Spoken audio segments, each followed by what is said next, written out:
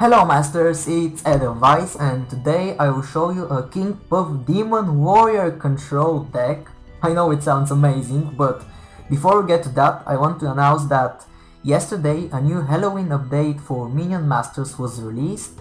It features tons of new skins and new expedition level. The only thing I don't like is the economy changes, but I think they will be fixed in the future, so let's get to the main topic of the video, the Demon Warrior control deck. Let's begin. Alright, now, the master that this deck is perfect with is King Puff, because the deck synergizes really well with King Puff's abilities, especially with his second perk, which increases the damage to minions which are on the bridge, and his first perk is amazing as well, trick swapping the bridge and stunning all enemies on the bridge. So his perks are perfect for this deck, and actually this is the deck. It costs only 3.2 mana. Now this deck is not good for beginners for two reasons. First, this deck is really difficult to play with. I will tell you more about it because difficulty comes from the Demon Warrior card, and the second thing is that this deck has like 5 commons. This is not a problem, but the main core card of the deck is the Demon Warrior, and you cannot substitute it for any other card because this is a Demon Warrior deck, and without the Demon Warrior there will be no such deck. And crafting a Demon Warrior is expensive. It costs 500 crystals, but even if you are a beginner, watch this video so you can know how to counter such a deck if you have problems with fighting it. But the good thing about this deck is that right now nobody is playing Demon Warrior, and you can really surprise your opponent by playing it. And I'll start telling you which card does what and what are its strengths and weaknesses now. The first card of the deck is the Heal Puff, a common card, and I mainly keep it to restore some of my health because King Puff tends to lose a lot to rush decks or decks which hit your face a lot, and the Heal Puff actually is the only card which can restore master health, and it can be really good sometimes. So have it in your deck. If you don't like the Heal Puff, you can substitute it for a Shock Rock. Shock Rock is another solid 2 mana choice spell. It will help you kill boomers and re-boomers. But right now I think Heal Puff is the better choice for you. Now, the Propeller Scrats, they are amazing because they can establish a really good bridge control, and you normally want to play them against melee minions like a warrior or a whirly scrat, even a statue, colossus, blue golem, and their strength is that there are 3 of them, and if you have second perk it will increase each of the Propeller Scrat damage by 25, so each one will deal 35 damage, and the 3 of them combined with 35 damage is just an enormous amount of DPS, so keep them in your deck, they're really good. Of course they are weak to ranged minions, but their main purpose is for retaking the bridge control and harassing melee minions. The Swarmers are the second card. Normally I would play Scrat Pack instead of the Swarmers for recapturing the bridge, but now I've played a lot of Swarmers and I really start to understand how they work, and they're really strong, so I now prefer them over the normal Scrats. Of course you can take the normal Scrats instead of the Swarmers, so the main idea of the Swarmers or the normal Scrats, the Scrat Pack, is to recapture the bridge and establish better bridge control. You can also distract bigger minions, and they're pretty self-explanatory. The next card is the Daggerfall. Now this is one of my favorite cards. When I was new player, I like to use the Fireball because it deals more damage. However, Daggerfall Although it deals less damage, it has an enormous radius. It has a range of 8, so it can kill a lot of minions. So you can kill multiple of your opponent's Plasma Marines or Scrat Hots. It's amazing card, keep it.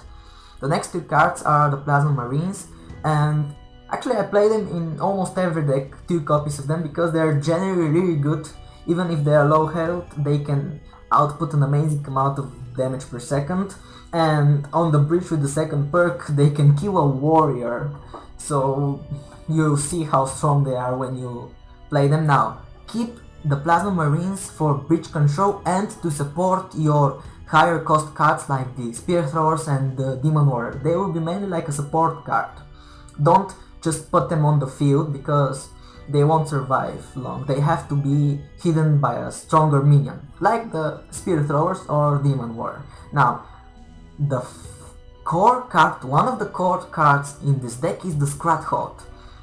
Now, the first core card is of course the Demon Warrior, and the second core card for me is the Scrat Hot.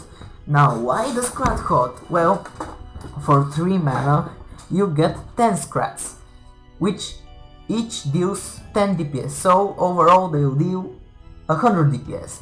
They are amazing against big minions like Cleavers, Blue Golems, Troubadours, Red Golems. Now, don't play them in front of Colossus, because the Colossus deals AoE damage and he will just kill them all.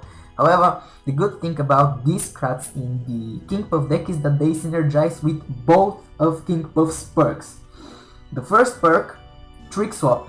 You summon them, they start hitting the big minion, and you see your opponents tries to play and actually plays a Fireball, or you know that he will play a Daggerfall, and you just wait for that moment you see he activates the spell, and immediately you Trick Swap this, and he actually misses his spell, he loses a lot of mana, and you kill his big minion. The second perk of King Puff increases the damage of each Scrat up to 35, so all of these minions combined deal 350 damage per second. This is just insane.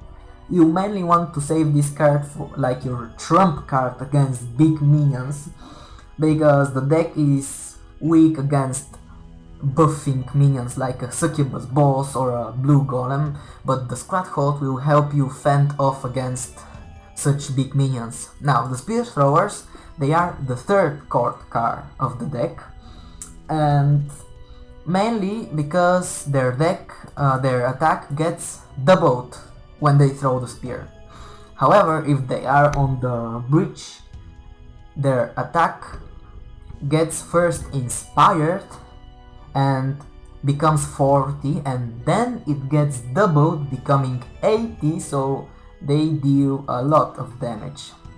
They're really good to kill Succubus, and actually 3 of the Spear Throwers will kill the Succubus, and only one of them will have his spear, which is really good.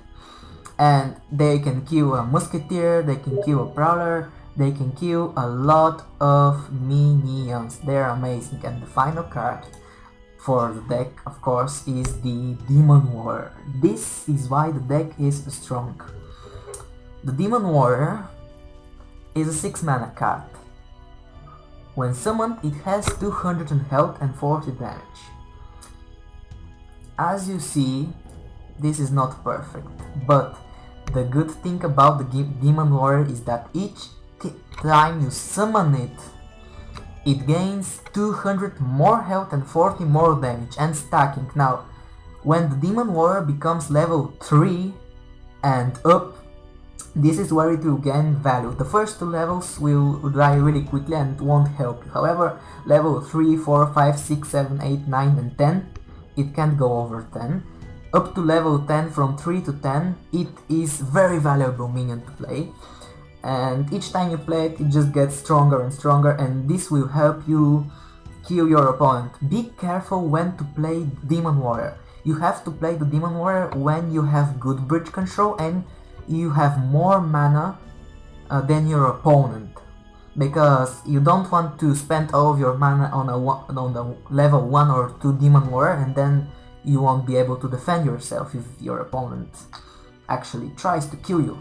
And the main weakness of this deck is the Demon Warrior, because in order to summon it you have to spend so much mana for so weak minion, and your opponent can just rush you. So rush decks like the Dragon Nest, the Call to Arms deck, the Rammer deck, the Rampage deck, where is the Rampage, and the Rampage deck, they will just kill really quickly. And this is why I actually have the heal buff to try to survive longer. So keep the heal buff, and if you become level 2 and you have around half your hit points, you will win the game. This deck is really difficult to explain how to play it, so I will show you a replay. Alright, I'm playing against Dirion. I don't know if you can see his name. However, Dirion is a really strong player and he plays a red golem deck. So it will be a bit difficult for me to kill him. And in the beginning I tried to summon the Scrat Horde. As you see, Scrat Horde is amazing against melee minions which can't do AoE damage, so I pretty much kill the enemies and establish bridge control. Now he has the Blood Imps, and the moment I see Blood Imps I know he will be playing a red golem. And that's why I'm careful not to overextend to his face, because I don't want to see his red golem early in the game. So this is what you will aim for, to establish a bridge control, to have more XP than your opponent, and just keep controlling the bridges in the early game until level 2, until perk 2 actually. Then you can actually start to be more aggressive in your pushes. Now, I don't know why I trick swap here. Sometimes I do mistakes like that, but this is where you play the Demon Warrior. In the beginning, when he splits his Plasma Marines or summons some weak minions, you just play the Demon Warrior to defend and kill them. The level 1 Demon Warrior can't do anything, and this is not really good, so I use it here to tank some of the damage for the Marines. As you see, he doesn't do anything, the Demon Warrior, but I rely mainly on it like a meat shield for my Plasma Marines to deal some damage. Right now I'm in a bad position because I don't have much mana and the opponent controls bridge. As you saw, playing a Demon Warrior is sometimes bad because you lose a lot of mana for a weak minion in the beginning of the game, and your opponent actually gets the control of the bridge because he has the mana advantage. So this is the problem in the beginning, but don't play the Demon Warrior much up until perk 2. This is like a rule to this deck. If you follow this rule, you will win 100% of the time. Well, not 100% of the time, but let's say 78% of the time. So I try to keep my health high. I don't want it to drop below 1500. And one more thing, when I play the red golem, I don't want his health to fall below 1500 health as well. So I play the heal buff. It restores like 100 health, so it's really good for its value. Now, as you see, I don't play the Demon Warrior now because it has the mana advantage and the experience advantage and the bridge control advantage. But now that I get perk 3, I will actually play my minions on the bridge. So you see how these Plasma Marines gain an enormous amount of damage just by staying on the bridge. So this is where you want to fight when you're perk 3, on the bridge. Fighting on the bridge is just amazing for King Puff because this is where his perk 2 strength shines. And here I summon the Demon Warrior to tank some of the minions while I use the Scrat Horde to do some damage, but somehow he fireballs all of these weak minions, and right now he's in front of me. He has more experience, he's in the lead with experience, and I'm trying to establish bridge controls, though this is what happens when you play the Demon Warrior early. However, now I see he falls below 1500 health, and this is the moment he summons the red golem. Now I will show you exactly how to deal with big minions like these. I try to summon my Demon Warrior because I know I won't be able to kill always the red golem, so having a Demon Warrior can really help me kill the red golem quickly. He lands a really good fireball, so I will push from the top. I wait the red golem to come closer to my hero so I can kill it, to my master. And right now there's nothing much I can do than just to defend. I'll try to kill the heal puff and the plasma marines because I don't want them to gain value from the bridge time they stay on.